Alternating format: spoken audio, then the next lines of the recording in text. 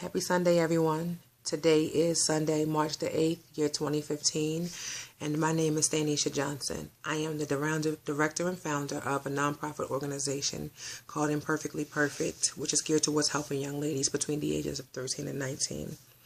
I am super excited about yesterday's event and how it went. It went way better than what I had anticipated. I'm so proud of my young ladies, and I'm so grateful and proud of all of the young ladies and volunteers that we had on yesterday. I appreciate you guys and love you more than you know. Yesterday I got to talk to a young man, two young men, and their stories really touched my heart. One of them really bothered me. Both of them actually bothered me. One was a man who I had asked him, did he want another lunch? And he told me no. And he told me no because where he stays, he's not allowed to bring outside food in. He can only eat what it is they provide for them. And he said, believe it or not, there are still people that are in the inside that are hungry, but don't want to come outside and eat in the cold. How do you have a civilization where your homeless people can't even bring food into a place that they reside, even if it's only for a night? That really bothered me. What kind of foolishness is that? That's like telling your daughter that you can go to McDonald's, but you can't bring the food in my house. You have to eat it before you come home. That doesn't work for me. Not at all. I need some understanding about that. Another young man that I met yesterday has served our country in the military. He has fought for our freedom and our rights. Freedom is not free. I don't care what you think. Freedom is not free. You are just not the one fighting for it. And there is no reason why someone who has served our country in the military, that has fought for your freedom, has fought for my freedom, should be standing on a corner, eating a lunch that someone gave him and not having a stable place to lay his head. That to me is absolutely ludicrous. Why? I think some of these politicians, some of these mayors, some of these governors should come out here and take the bare necessities, and they should be sleeping on the street for a weekend so they can see what these people go through. They need to be checking into these shelters so that they can see what these people go through. Some of these shelters have some of the most inhumane conditions you would ever possibly imagine. How do you, as a mayor, as a governor, as a senator, get in your car every day and ride through a city and see someone laying on the street, seeing someone sleeping in a tent, and not get out of your car to ask them what they need and what you can do to help them? That to me is sheer insanity. If you're making a difference for one, make a difference for all. If you're able to go home and get in your bed, they should be able to go home and get in their bed too. What is wrong with this city? I'm not understanding it, and I'm hoping that somebody can explain it to me. The news will go out here and cover somebody getting carjacked. The news will cover a water main break. The news will cover a school giving away sandwiches. The news will cover some foolishness that we don't care about dogs and cats and whatever the case might be.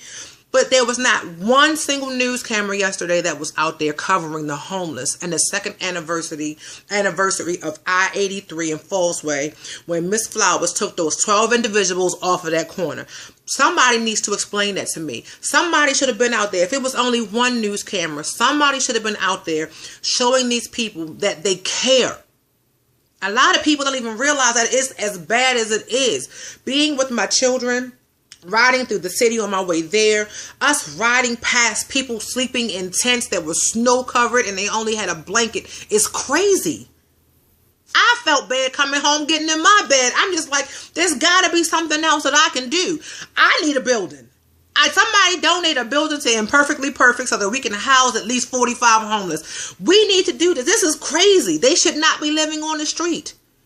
They don't all have to be prostitutes. They don't all have to be drug addicts. They don't all have to be convicts. Sometimes it's just the fact that, you know what, I mismanaged my money, or you know what, I'm making $7.25 an hour and I'm only working 35 hours a week. I have 2 kids and my man left or my wife left and I don't know how I'm going to do it. And because, you know, the rent was due on that Friday, I didn't have it till that next Monday, I'm evicted. It's not always a thing where, oh, well, you should have did better. You could have did better. Some people want to do better and they can't. Baltimore, open your eyes and realize things have got to change. How many homeless young ladies are out here between the ages of 13 and 19 that don't even have sanitary napkins? They don't have a toothbrush. They don't have a pair of shoes. This has got to change. These young ladies are getting up every single morning, going to school. They're in classes sitting next to your daughters and your sons being teased because they smell bad or because their hair doesn't look right, not realizing that this young lady is homeless. She can't do any better than what she's doing. She can't. She doesn't have it. We have to open our eyes and we have to get some accountability because this is ridiculous. Somebody give me a building so I can hand out some keys. Somebody give me a building so I can tell them you don't have to sleep on the streets anymore. I was never homeless by force. But when I was a teen girl, I was a runaway.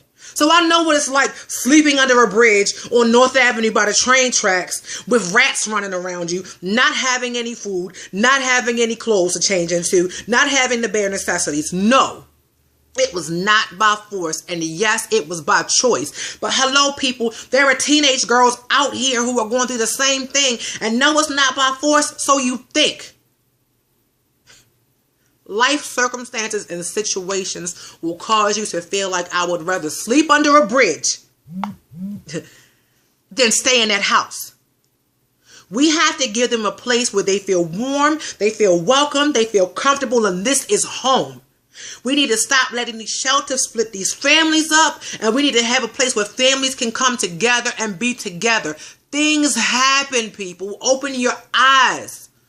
Now, I'm sorry because I just got like real into my feelings just now because I just feel like if you're staying with someone and your name is not on the lease, you're homeless. If they put you out today or tomorrow, if you don't have a place to go, honey, you're homeless.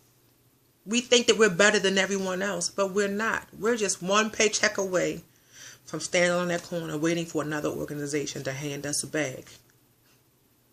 Open your eyes, people. It's time to change. Change needs to start now. Let's help them. Seriously, let's get them off of these streets. Let's get them off of these corners. Let's get them from under these bridges. The time is now. And if you care, let's do it. Let's get out here and let's move. It's not about me. It's not about Miss Flowers. It's not about Imperfectly Perfect. It's about changing the world. Let's do this, people. What are y'all waiting for? I love you guys and be blessed.